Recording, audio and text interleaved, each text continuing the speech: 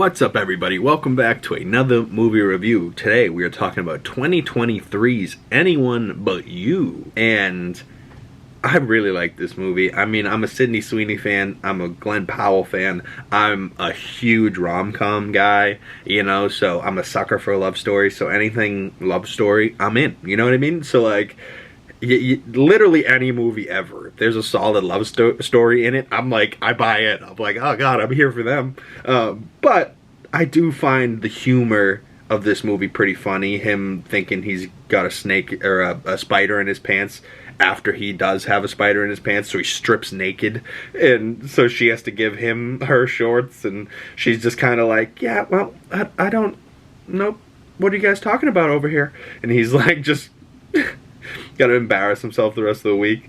But I love the cast of this, like the sisters, it's like a lesbian wedding. I was like, yeah, we don't see a lot of this. Okay.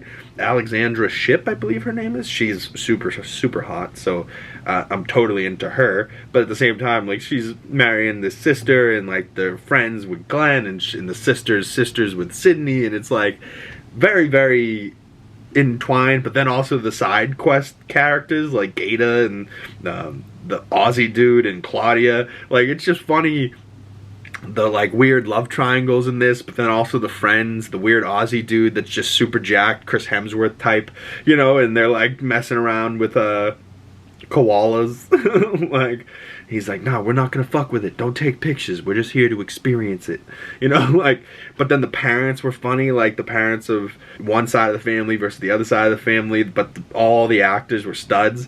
The weird friendship acting that Gata and Brian Brown did are so funny. It had me dying, because it's like fake acting, but they're also acting in this movie, but they're trying to like trick Glenn's character into falling in love with her, and they're trying to get them together, but they just like want anyone but each other. But they actually had a great first night together, so like they could have fallen in love, but then she snuck out, and then his friend was going, you're in love, and when your boys are like pushing shit on you, you immediately deflect it and deny it, and he's like, she's a disaster, bro, no way, no, I'm not in love, when all he really had to do in that moment was go, yeah, dude, I think I love her. And she was in the door, right, coming back from walking away, and she had realized, why am I leaving? I should have stayed.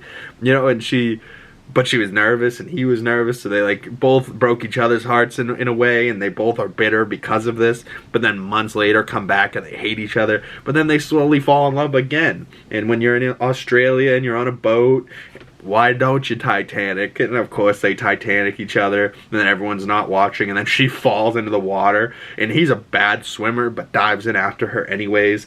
They're sitting on a buoy in front of the Sydney Opera House, and they have to get air rescued. Very cute movie. And then Natasha Bedingfield's Unwritten is like his power song, like his flight song, because he's afraid of flying. Like, there's certain parts in this movie that I was like, it's well written, but it's funny. I was just digging it. Overall, I gave this movie 4 out of 5 stars, you know, about a 8 out of 10.